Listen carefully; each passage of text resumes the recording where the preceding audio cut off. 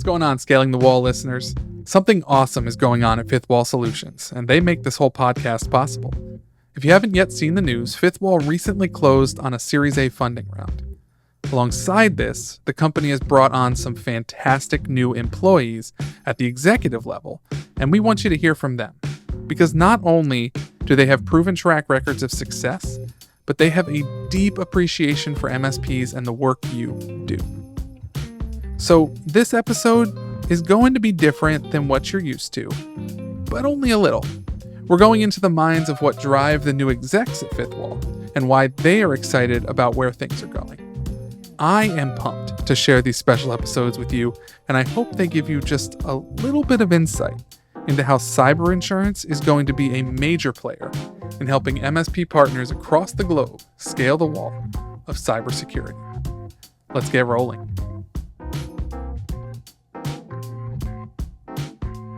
Gene Stevens, really good to have you on the podcast here, buddy. We've had lots of conversations around tech in the cyber insurance space. We've had lots of conversations around what we at FifthWall can do to make tech or the tech connection for a lot of our insurance carriers. But now we're bringing you on as CTO. That's pretty exciting because it means we're actually going to be doing some level of tech here. So can you provide a little bit of insight here as to who you are, where you're coming from, what your background is? Yeah, I mean, I'm a former engineer, software engineer. I started my career in financial forecasting, but I was always involved in security in one way or another as a hobbyist and then professionally as I grew older in my career. I think that I view myself as someone who's very hands-on. Like I've been a CTO and a co-founder a few times, but I still write code and I do it for fun. So I love that kind of stuff. I'm passionate about it, but I focused on aspects of it that are related to like really highly scalable systems, like massive throughput, low latency, near real-time analytics, massive scale post hoc data lakes, that type of stuff. I've solved some hard problems and I really get excited about that type of stuff. But as a CTO and co-founder, I've been involved in starting and founding businesses. Last one, myself, my co-founder, Scott Chase, and we, the two of us founded a company in Denver called ProtectWise, and we sold that to Verizon in 2019. And it was just a wonderful experience. Verizon was a great company for me to work for. I really enjoyed the people there a lot. They treated me very well. And we had access to a lot of cool stuff. And while I was there, I actually was able to run a global product innovation for all of Verizon Business Group, which is a pretty big book of business, and I got to see a lot of what was happening in the world, including looking at the cyber insurance space with my broader team there, and came away pretty convinced that this thing needed to be solved. Someone's got to really inject that industry with something that was profound, that took advances in technology that would totally transform how people think, how they work, even create a whole new grammar for how this all functions. Yeah, what excites you then about the cyber insurance industry? That obviously it's a problem that needs to be solved, and I'm guessing a lot of people who are coming from a role like yours, it's like, hey, I mean, you like to write code. I was a computer science minor, but writing code is all about problem solving. So there is that level where it's like, hey, this is a problem that needs to be solved, but why cyber insurance? So cyber insurance, I view it as so the insurance industry's been around for a long time, right? Cybersecurity's been around for quite a while, and I've been very involved in that side of things. It has fun problems. So you put those two things together, and you've got something that, in my view, is ready for being a huge rethinking. A way of thinking about the technology, a way of thinking about the scale, a way of, more importantly, thinking about the user experience. And the user experience in this case is to work with the trusted IT advisor in particular. And so being able to fundamentally change human experience in cyber insurance, it's a rare opportunity. Stuff like this does not come by every single day. And the geek inside of me, the nerd inside of me, gets really excited by all the data. I'm very passionate about that kind of stuff. And the things we can do to give MSPs control over their own data and do analytics for them in a privacy-preserving and trusted way. I mean, they're cool problems because we're going to create a scenario where we're going to have some cake and we're also going to eat it. So trying to figure that out, is very energizing. So the cyber insurance space, I think, is going to allow us to create things that more established industries would be, a lot more hesitant. So it's kind of a fertile green field in which to build. Yeah, I want to come back around in a little bit to the tech and the problems to solve and those components. But before launching into that, one of my curiosities is, and specifically maybe for you, why you wanted to go from a company the size of Verizon to FifthWall. Yeah. Not that FifthWall's tiny, but I mean it's kind of just moving out of that startup world.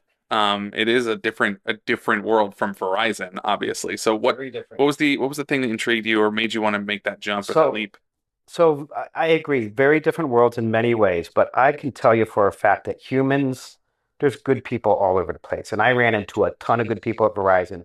And the reality was, yes, way, way more scaled business and one of the largest companies in the world, for sure. However, at the end of the day, it was a lot of smart people working really hard because they believed in what they did, right? Fifth Wall, when I met Fifth Wall, I saw that same characteristic. These were smart people. They had great expertise. They're very passionate about their business. And the way that they talk to each other, it's a very healthy culture. It's a healthy company. You get people like that together, they're going to win, right? So you want to be part of that. So you want to join and help that happen. Uh, but there is a big difference. The reality is, I think that I am really passionate about building businesses. I like that day zero where you don't have a tech platform, you don't necessarily have a quote unquote product in a technological sense, maybe you have a service or something, and nothing's happened yet. That happens, with these startups and young companies and the scrappy organizations. They do stuff and they take risks and they believe in the future in a way that is just utterly intoxicating. And the reality is, you get involved in that once, do it a couple more times, you can never go back. Sure, it almost becomes like it's your drug. You can't put that down. It's too much fun. I believe it. Yeah, and it's probably really exciting for the emerging new technologies side where it's when you come on board to a larger company, it says, "Hey, we've already kind of got our processes, we have our tools, you can help us innovate on them." But we're on our end where it says, "Hey, look, we really got good at creating a process around cyber insurance and simplifying it, but the tech isn't there." And So this space is really actually it's got a lot of cool tech opportunities here. So we're all probably a little bit familiar with some of the advances that have been happening over the last couple of years on the AI front, particularly with relation to generative AI. A number of us have used ChatGPT or other similar services, and it's been an inflection point for the way in which we think about how we want to solve problems and where we want human energy to be placed. What should machines be doing for us? There's a little bit of a bubble on that front, but there's a lot of really solid stuff there happening at the same time. So you look at that, and then you look at, however, you place it on a spectrum of analytical challenges. So there's a lot of problems that can be solved deterministically. I've been really involved working with organizations that produce threat intelligence, for example. A lot of it's just deterministic. yeah. If this, then that. And it's a heuristic, it's a signature, it's something like that.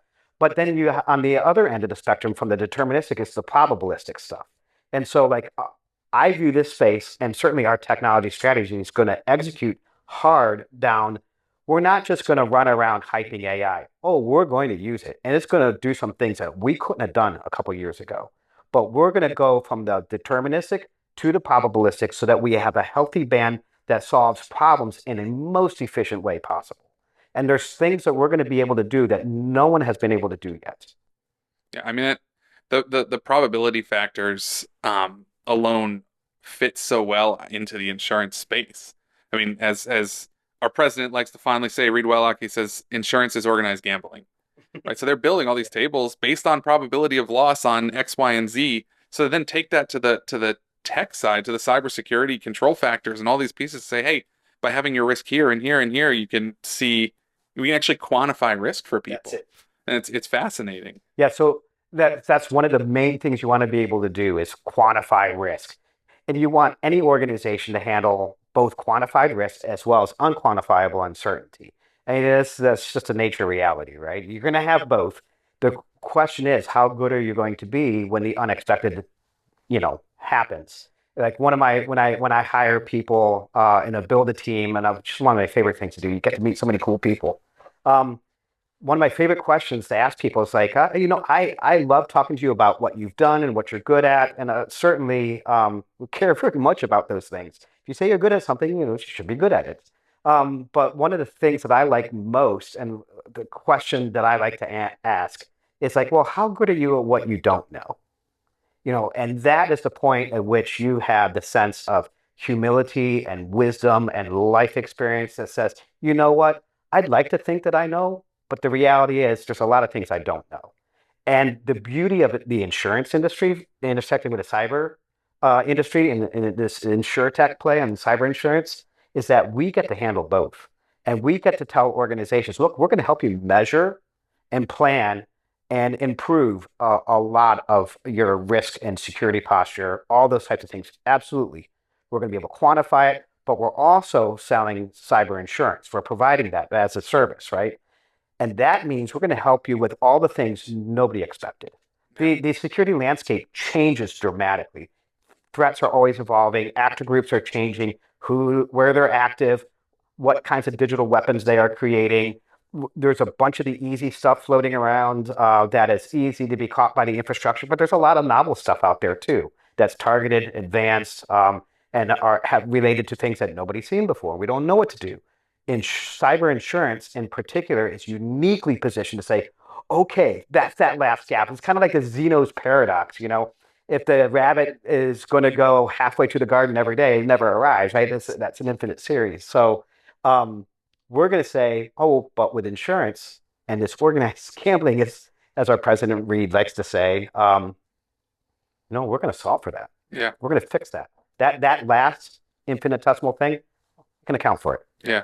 Gene, on a side note, I think you're the only person I've ever met who's referenced Zeno's paradox. I did a math fair project on that in high school, and I thought it was just so fun. I was like, hey, if I start a race, I can't finish it because I'm always going to go halfway to the finish line every way. And by the end, I'm never going to reach the finish line. Like, it was just this really funny concept. That's pretty nerdy. It was pretty nerdy, which is why when he said it, I was like, I know what that is. Oh, I love it. I love it. So yeah, I guess one last call out to our listeners here. What's something they can look forward to that, having you? Oh, so we are going to be launching an early access program, and I think that's the main thing here.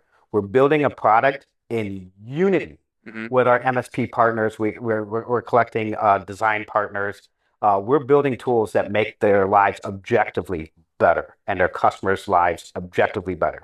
We're gonna go deep on that. And so the main thing I want people to know is that we are not pretending to be the smartest people in the room. We want to be good listeners, and we want to build things. And for me, as a CTO, as a product and technology guy, my main thing is I want the market to train the product, and that comes by listening and knowing when to not talk. Yeah, and that goes back to what you were saying before of how much do you not know, exactly. Right? And the idea of, hey, we want to be pioneers in the space and at the same time be teachable and continue to learn what the issues our client base and our partnership base are consistently coming up against.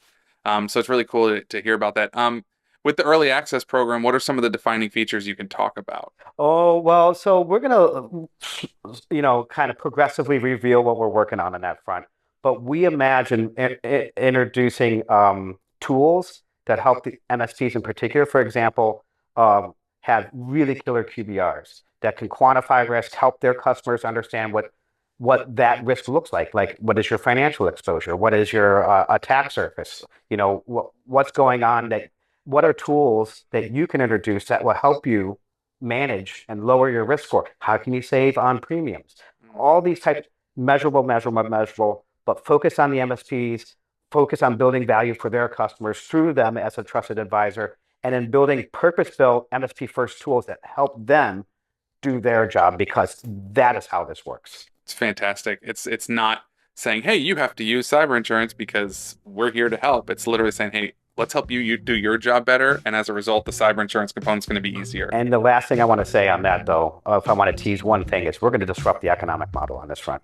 Beautiful. That's where we're focused. I think that's a great place to wrap up here. Gene, thanks so much for being on here. And we're looking forward to what's to come next year from our CTO. Thank you. Yeah. Thanks, Will.